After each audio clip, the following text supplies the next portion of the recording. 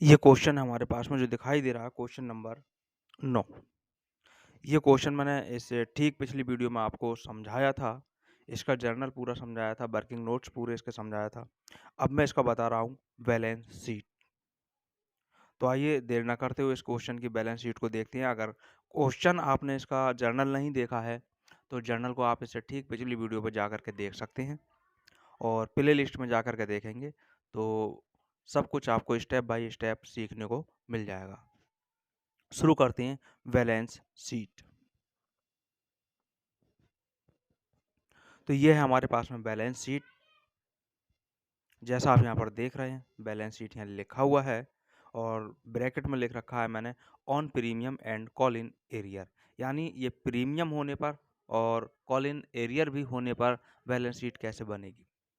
कुछ इसमें ज़्यादा वो नहीं है, पहले भी आपको वीडियो में सिखाया जा चुका है बैलेंस शीट को बनाना।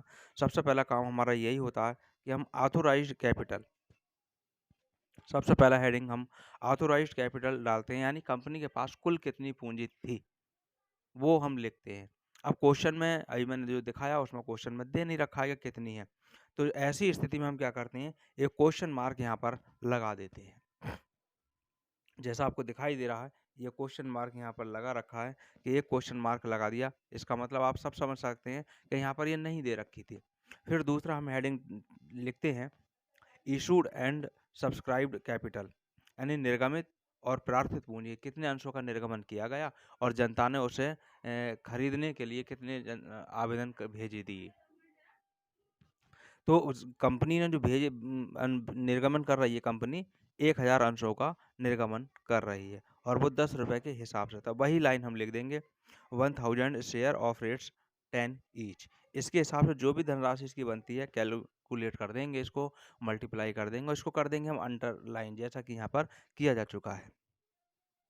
इसका कहीं जोड़ना और घटाना कुछ नहीं है, केवल ये यहाँ दर्शाया गया है, इसको दिखाया गया है कि हाँ इतने अंशों का निर्गमन किया गया है।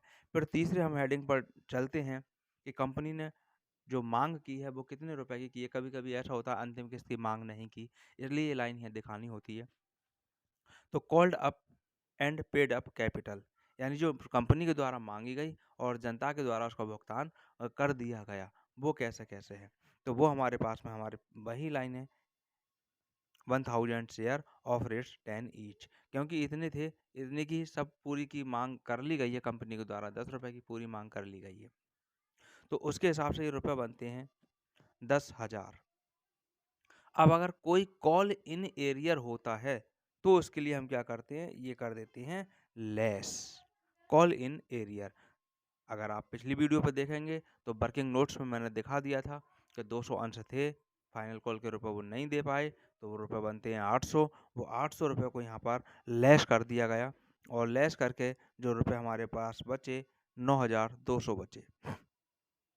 और फिर हम लिख देते हैं सिक्योरिटी प्रीमियम, जो भी प्रीमियम की धनराशि होती है, क्योंकि इस क्वेश्चन में अंशों का निर्गमन 3 रुपए के प्रीमियम पर किया गया था, तो प्रीमियम की धनराशि बनती है 3,000 रुपये। अब 9,200 रुपया अंशों का प्राप्त हुआ सभी मांगों का मिला करके और 3,000 रुपये प्रीमियम का प्राप्त हुआ।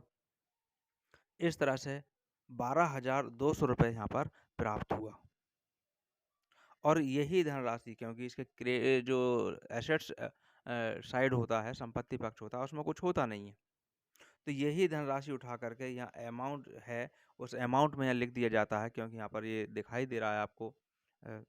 तो यहाँ पर वो अमाउंट लिखी हुई नहीं दिखेगी, जब मैं इसे हटाऊंगा तब ये दिखाई देगा।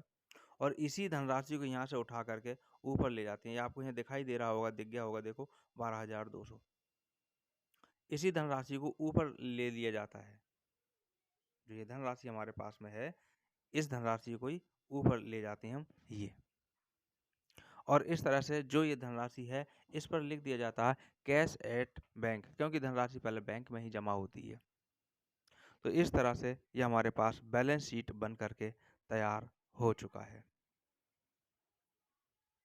तो आप इसको अपने पास नोट कर सकते हैं, इसे सीख सकते हैं।